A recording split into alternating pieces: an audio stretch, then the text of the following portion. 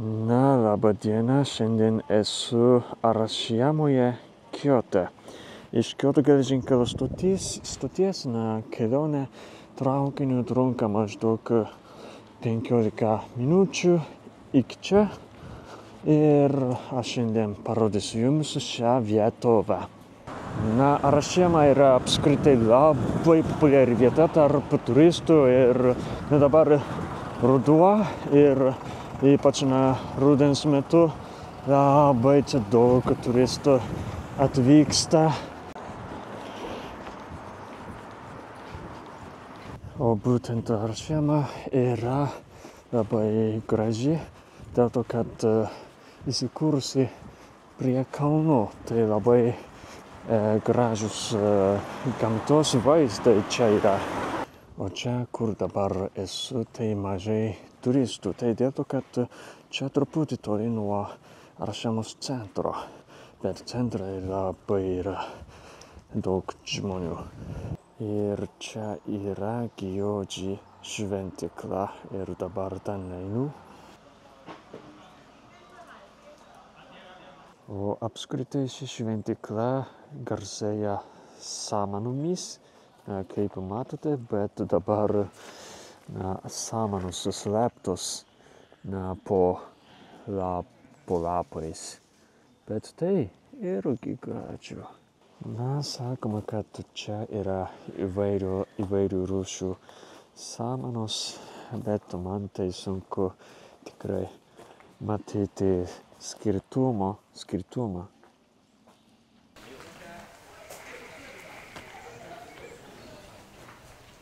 O būtent čia paaiškina skirtumą tarp samanų.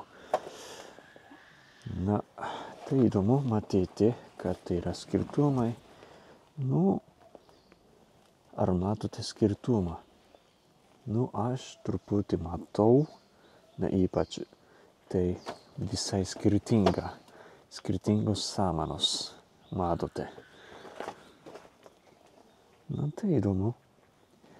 Tiek daug yra skirtumų. O, ten dar yra kažkas.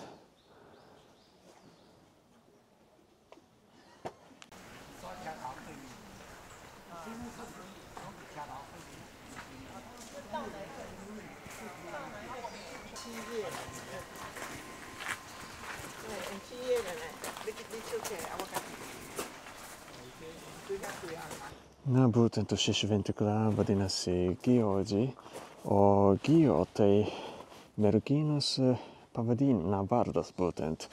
Kažkada 12 amžiuje buvo vienas karys pavadinimu Tairano Kiyomori ir būtent Gio buvo jo mėgstamiausia menininkė. Ir vėliau dar pasirodė kita mergina pavadinimu Hotoke Gozen ir norėjo šokti irgi prieš Tairano Kiyomori, bet nežinojo kaip.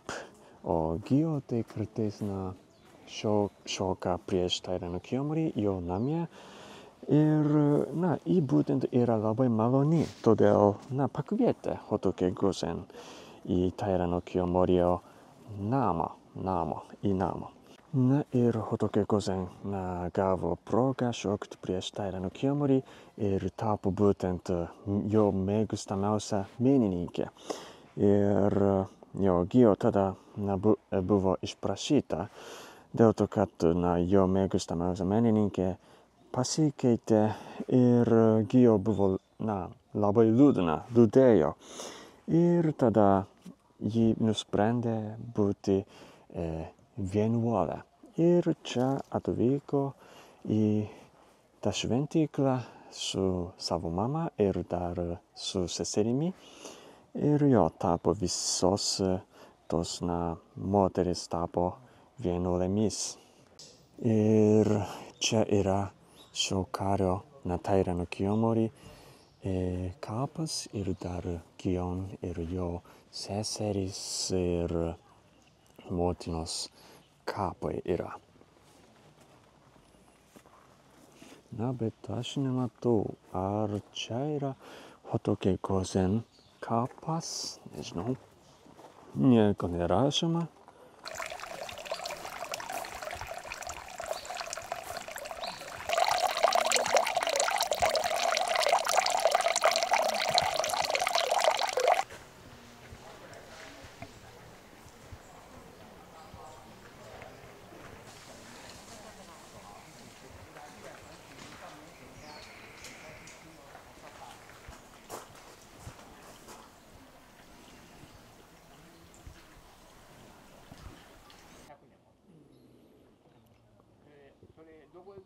Na, būtent Japonijoje yra labai populiarus padažas, tai yra būtent raudonųjų pupelių padažas. Ir, dažnai matomas japoniškose saldumynuose. Ir būtent šitas raudonųjų pupelių padažas čia pirmą kartą gimstas Arashiamoje. Būtent 9 amžiaus pradžioje vienas vienuolis čia atvežė, į Japoniją atvežė pupelius iš Kinijos ir virto su cukrumi ir taip, kaip sakyti, sudarytas raudonųjų pupelių padažas. Ir čia yra žinomas bambukų miškas. Visada čia yra žmonės, daug žmonių būtent yra ir sunku padaryti nuotrauką. Reikia čia ateiti prastai anksti ryte, 6 arba 7 valandą ryto ir tada apskritai nėra žmonių arba mažiau, daug mažiau. Bet jau dienos metu tai visą laiką daug žmonių yra.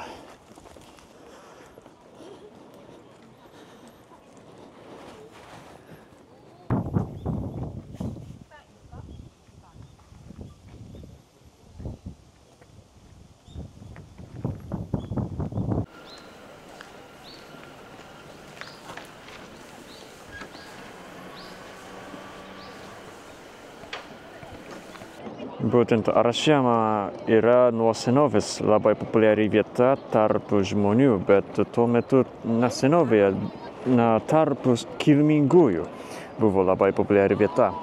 Ir jo, dėl to, kad yra visur, kaip matote, gražus vaizdai ir kilmingieji čia gyvendavo ir paprastai mėgaudavosi. Bet kaip matote, dabar daug yra turistų laivuose, plaukia laivu ir atrodo kaip pramogų parkas. Man tai truputį gaila iš tikrųjų.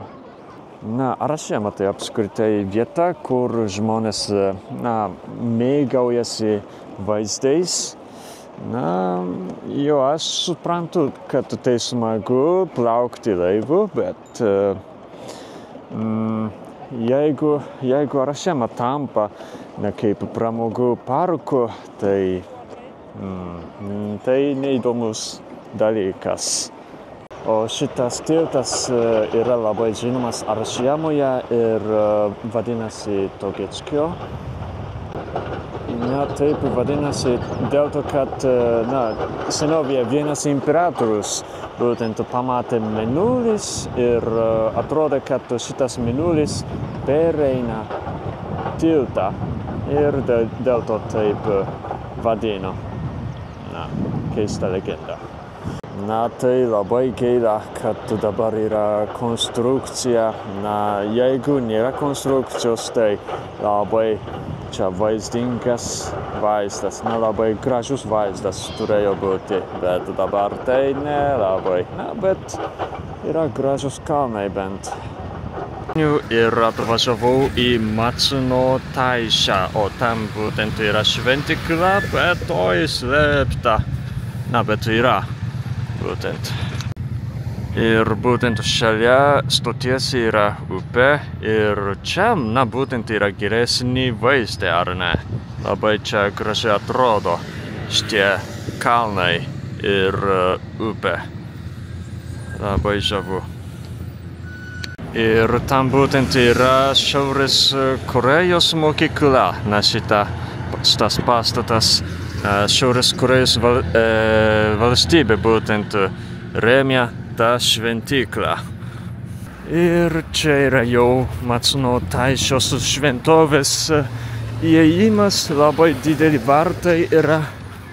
O būtent prieš vartus yra indai ir šitie indai yra naudojami sakei. Sake tai alkoholis, japoniškas alkoholis. Būtent ši šventykla Matsuno Taisha šventovė yra būtent sakoma, kad sakės šventovė.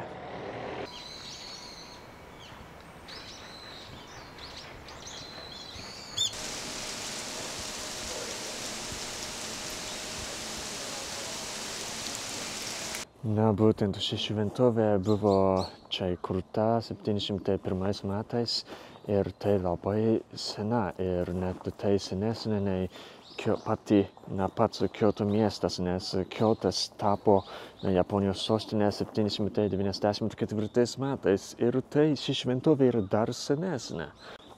Bet šitie vartai būtent atstatyti 14 amžiaus pradžioje, bet vis tiek seni labai.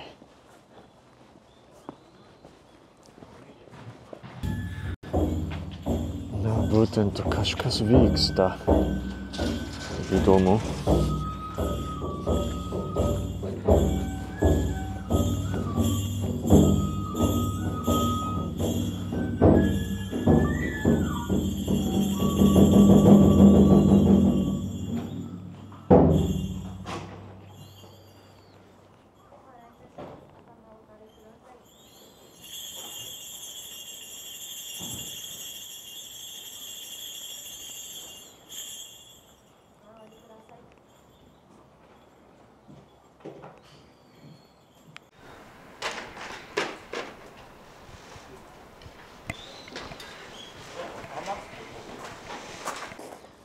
O čia yra sakės statinis.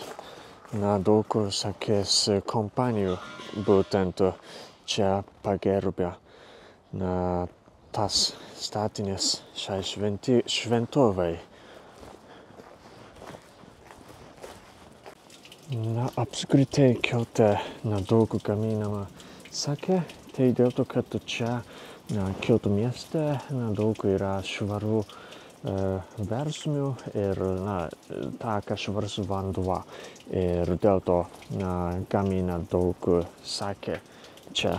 Ir čia būtent šioje šventykloje yra versmė ir čia galima būtent gerti vandenį.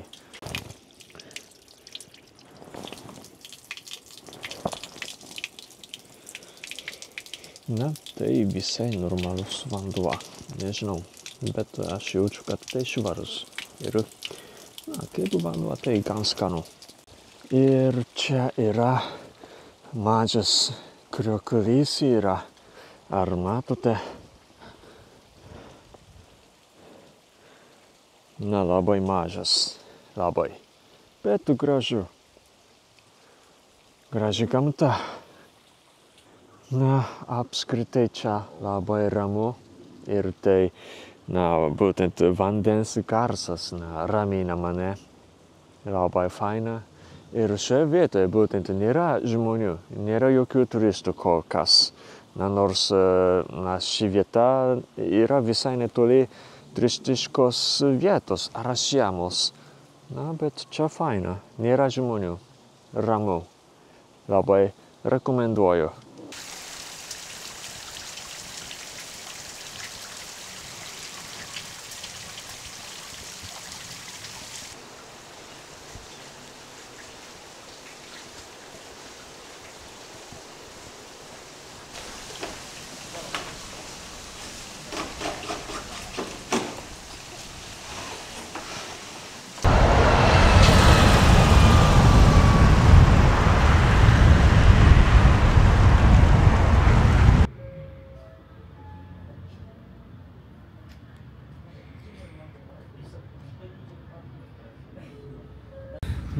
Ir sugrįžau į Arashiyamą.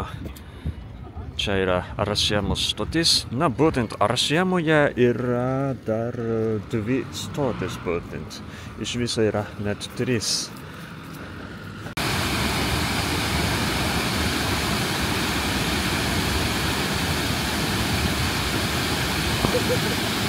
Na, šiandien yra labai permainingas oras. Na, dabar truputį pagerėjo. Na, bet jau netrukus man reikia važiuoti į darbą. Na, bet esu dabar alkanas. Nežinau, ar turėsiu laiko pavalgyti kažką. Na, tam būtent rašoma, kad konstrukcija tęsis iki kitų metų kovo 31 dienos, todėl net sakuros sezone irgi bus konstrukcija. Na, todėl atsargiai čia atvyksta. Ne atsargiai, kaip sakyti. Aš manau, kad daug lietuvių norėtų čia atvykti, kai sakuros žydi, bet čia rašamoje iki 31 dienos bus konstrukcija kovo. Todėl geriau čia atvykti balandžio mėnesį. Ir čia yra pagrindinė gatvė Aršėmoje. Dabar nėra daug žmonių, bet savaitgaliais būtent ši gatvė yra labai perpildyta. Bet dabar tai viskas gerai, galima eiti. Būtent čia yra rameno restoranas. Tengiu ramen. Aš čia einu. Ir taip atrodo restorano vidus, būtent jaukiai atrodo. O būtent tuo metu aš buvau vienintelis klientas, be manęs nieko nebuvo. Ir užsakiau rameną su tušališkais česnakais. Ant rameno yra jų daug.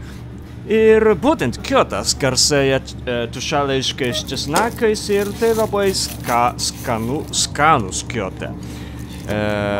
Turi būti saldumo, bet ne taip saldu. Paprastai kvapa labai gerai burnoje.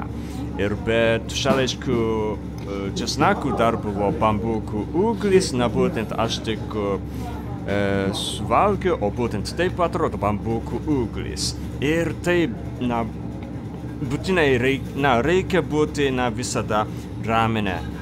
Nes aš manau, kad bambukų uglis yra geriausias, skaniausias prieskonis ramene. Ir labai visada sojų padažas puikiai įsiskverbia į bambukų uglis ir tai labai skanu. Ir be to dar yra daigas, daigai. Tai irgi būtinai ramene reikia būti, būtent traškus, paprastai traškus ir galima mėgautis valgymu. Ir patys makaronai irgi buvo skanus ir sriuba irgi buvo prieskas. Būtent sriuba turėjo prieską skonį. Nėra tiršta. Nebuvo tirštas, todėl galima valgyti paprastai be pertraukos, paprastai, kaip sakyti, lengvai galima valgyti ir skanu buvo. Su tomis daržovėmis, bambukų ūgliais, daigais ir tušališkais česnakais buvo sveika ir nuostabu.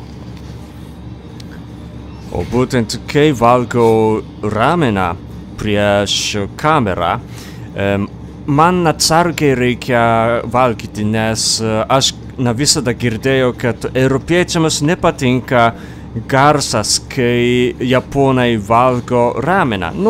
Japonai prastai valgo rameną arba kitus makaronus su garsu, kai kaip sakyti, kai įdeda į burną, bet europiečiams nepatinka įprastai tas garsas ir jiems bjauru ir nemandagu.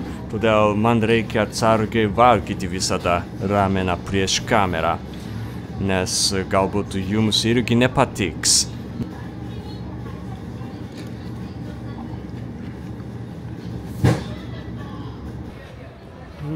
Buvo skanu ir būtent sušildo mano kūną Ir dabar aš važiuoju į darbą.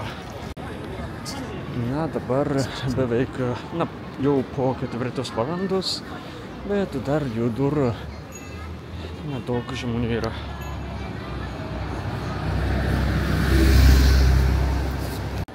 O čia yra kita stotis Arašiamoje. Čia būtent gražesnė stotis.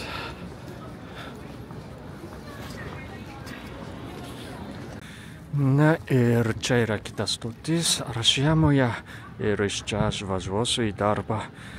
Na, aš tikiuosi, kad jums patiko ekskursija po Arašiamą. Iki.